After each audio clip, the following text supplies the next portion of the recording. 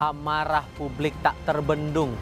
Unjuk rasa berujung ricuh karena pejabat dan wakil rakyat tak menggubris suara publik.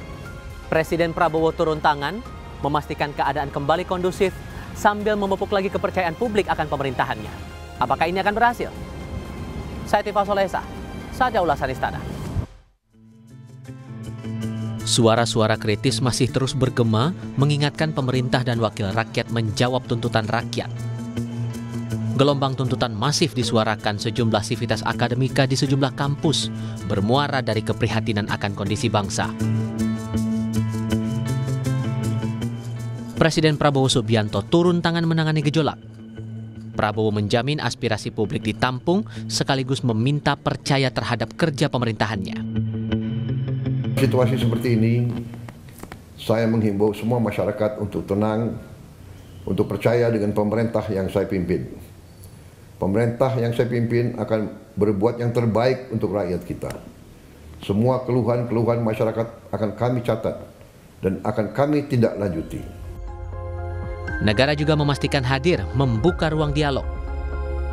Presiden mengundang sejumlah pejabat seperti pimpinan partai politik dan 3 pimpinan parlemen ke Istana Kepresidenan Jakarta. Perwakilan buruh hingga tokoh lintas agama juga diundang ke istana. Resah dengan tingkah laku pejabat hingga undang-undang yang tak kunjung jadi prioritas. Presiden berjanji ruang demokrasi tetap terjaga dan beliau berjanji yang pertama, RUU perampasan aset segera dibahas dan juga RUU ketenagakerjaan yang diminta oleh buruh. Beliau minta kepada Ketua DPR untuk langsung segera dibahas oleh partai-partai dan setuju untuk segera dibahas. Kami bicara tentang pajak yang memberatkan rakyat, kami bicara tentang korupsi, kami bicara tentang kepongahan dan perilaku pejabat di ruang elit, flexing dan lain-lain. Kami bicara tentang kenaikan tunjangan DPR dan lain-lain. Presiden juga membuka pintu istana pada perwakilan mahasiswa yang diwakili Mensesnek pada Kamis 4 September. Bahwasanya 17+8 harus bisa diakomodir dan Pak Mendikte dan Pak Mensesnek pun mengiyakan untuk bisa mengakomodir setiap aspirasi yang sedang trending per hari ini gitu, 17+8 seperti itu.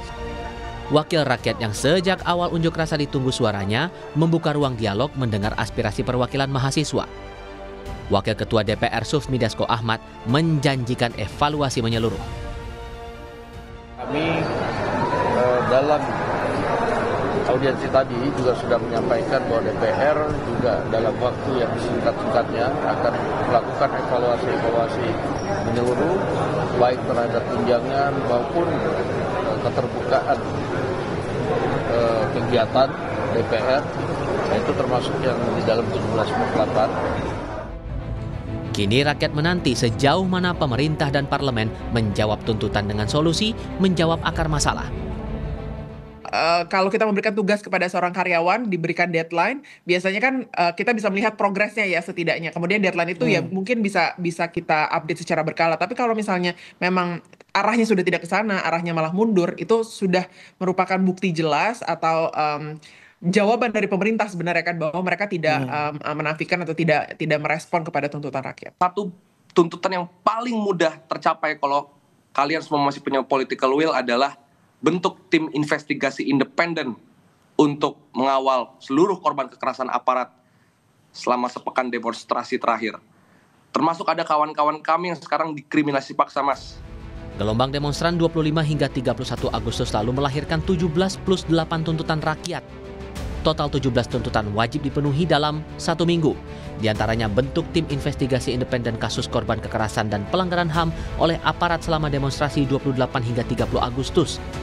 Hentikan keterlibatan TNI dalam pengamanan sipil, kembalikan TNI ke barak. Bebaskan seluruh demonstran yang ditahan dan pastikan tidak ada kriminalisasi demonstrasi. Sedangkan 8 tuntutan rakyat harus terlaksana 1 tahun ke depan. Seperti bersihkan dan reformasi DPR besar-besaran, reformasi partai politik dan kuatkan pengawasan eksekutif, susun rencana reformasi perpajakan yang lebih adil, sahkan dan tegakkan undang-undang perampasan aset koruptor. Pemerintah memastikan negara hadir, seluruh aspirasi akan ditindaklanjuti. Bahwa semua aspirasi masyarakat itu prioritas, harus tetap kita tampung. namun dalam suasana yang sampaikan secara baik gitu, sesuai aturan. Dan pemerintah menjamin itu semua didengar dan akan ditindaklanjuti. Percayakan pada pemerintah. Pemerintah, negara memberikan perhatian semua kepada korban-korban, ya, baik yang terluka ataupun yang wafat dalam peristiwa-peristiwa kemarin itu. Itulah bentuk hadirnya negara.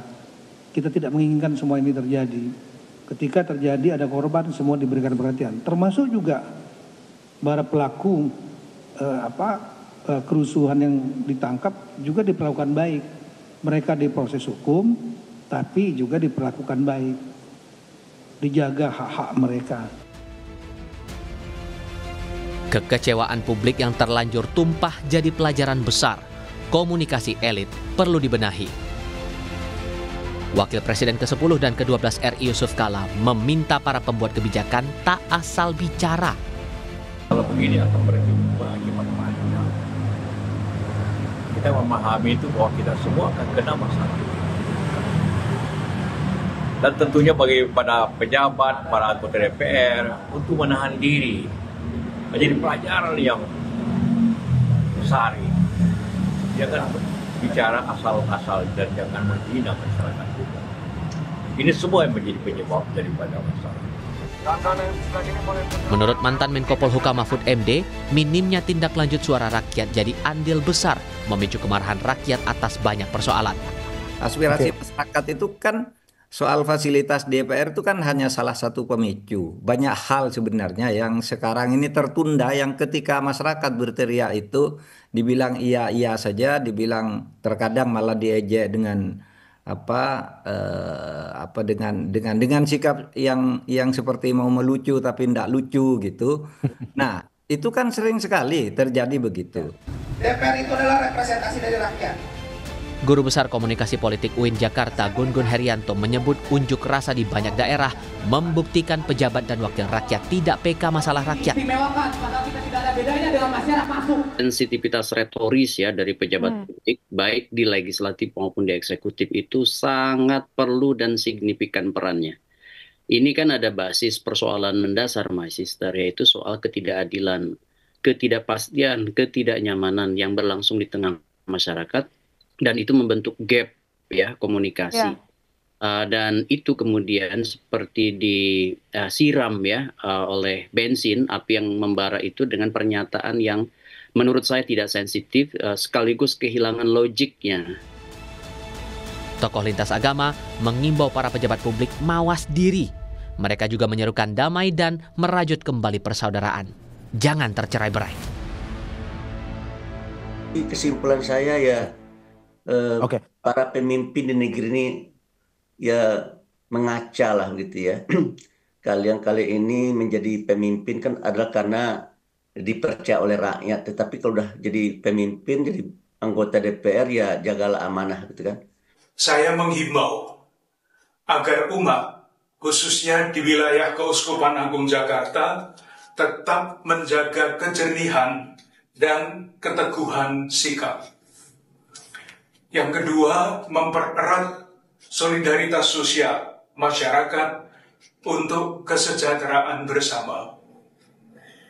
Ketiga, sebagai warga negara dalam peran yang berbeda-beda, kita diajak, kita dipanggil untuk memikul tanggung jawab sejarah yang terumuskan di dalam pembukaan Undang-Undang Dasar 1945.